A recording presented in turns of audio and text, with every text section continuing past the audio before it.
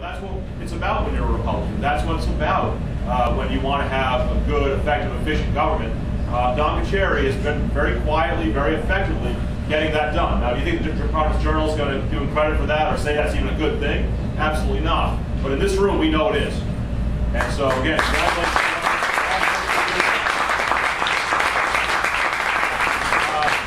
I also want to thank everyone here who's come and donated and helped us pull off this event. I'm going to stop now. I'll come back at the end and just say a couple more words. But thank you to Dan Harrop, our Finance Committee Chair. Obviously, anytime an event like this happens, it's important that we have a good, effective Finance Committee.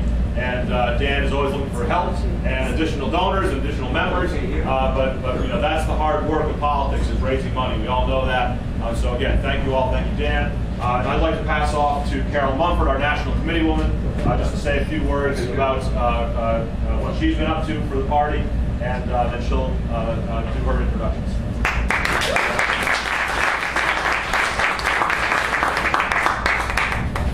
Good morning. It is wonderful to be in the room with this many stalwart Republicans in Rhode Island. We can nationally be in the room with quite a few Republicans, but in Rhode Island it's a tough call. And to have this many good people in the room at one time, to honor our governor and to honor McKay, warms my heart. And what's interesting, Gio basically complimented our governor and Ken on everything they've done for us over the years. And what I found lately, whenever anything good happens in Rhode Island, of course, it's because of what our governor has done. However, the Providence Journal never, ever recognizes what's done at the executive level. We know that in this room, and that's one of the goals that we have to do, change that. Just 3 weeks ago, I was in San Diego at the summer meeting of the RNC. And as we all know, Ken, our guest speaker today, is the executive director of the RNC. He did something. Can you speak louder, please? I certainly can. As an English teacher, I think that's the first time anyone has ever asked me to speak loud. Ever. I will come here. Just 3 short weeks ago, I was in San Diego, and I was at the RNC, Republican National Committee, summer meeting. And Ken, as the executive director, had to speak to the entire group. Now, there are approximately 148, 150 members of the RNC. 44 of us are brand new members. A lot of networking has to go on. You need to meet all of these new individuals to create a space for Rhode Island at the RNC. And I'm new to it as well, just having left the legislature and been elected by you to the RNC. I was networking the entire time.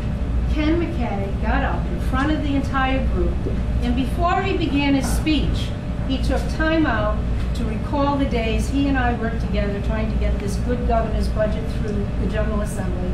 I was the ranking member of House Finance. He made certain that everyone in that room knew it. And what that did was take weeks, if not months, of hard work away from me. Because what he did was introduce me then to the entire RNC group, and for that I shall always be grateful.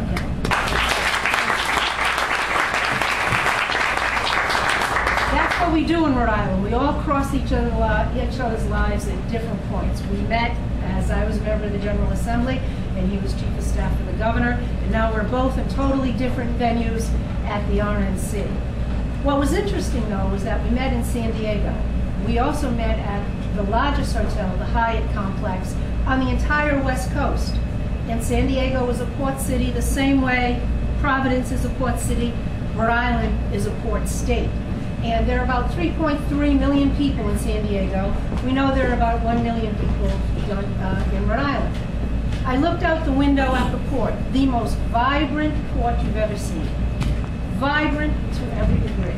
Everyone uses the port for everything. The island of Coronado is right there. We have a naval base outside of San Diego. We also have a rail system, third rail system, plus a freight rail system. The city is as vibrant as can be. Buses, trolley cars, it's a walkable city. We went out to dinner in the evening, 10 o'clock at night, walked 7 blocks in the dark. Everyone is out there, women pushing baby carriages, the elderly, all walking. And I'm thinking, San Diego, beautiful architecture.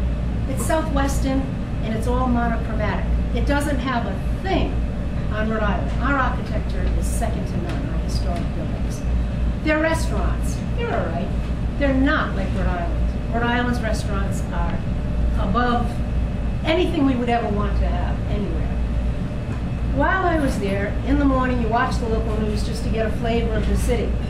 The newscaster opens up with saying, "Welcome, San Diego, the best city in the entire United States of America." They have pride there. That day, they had just been named the 4th best city for business in the entire United States. That was the same day that Rhode Island was mentioned in the CNBC report as the 48th state for business. San Diego, nice, not as good looking. Has everything that we have here. It's what this governor has been working for since the minute he went into office. His last tax package was perfect. If the General Assembly had had the intellect to pass that package, we would be on our way to being where San Diego is now. The only thing wrong with San Diego is that it's connected to California. And it has California's tax problems. But the city itself is vibrant. It has immigrants who are working in every aspect of the city, making it a vibrant place. The residents there are so proud of their city. Why? Because they are business friendly. And if there's one thing that we can continue to do is support this good governor at state level and this good man, Ken McKay, at national level, so that we can bring whatever it is that's in the water in San Diego to Rhode Island. Thank you.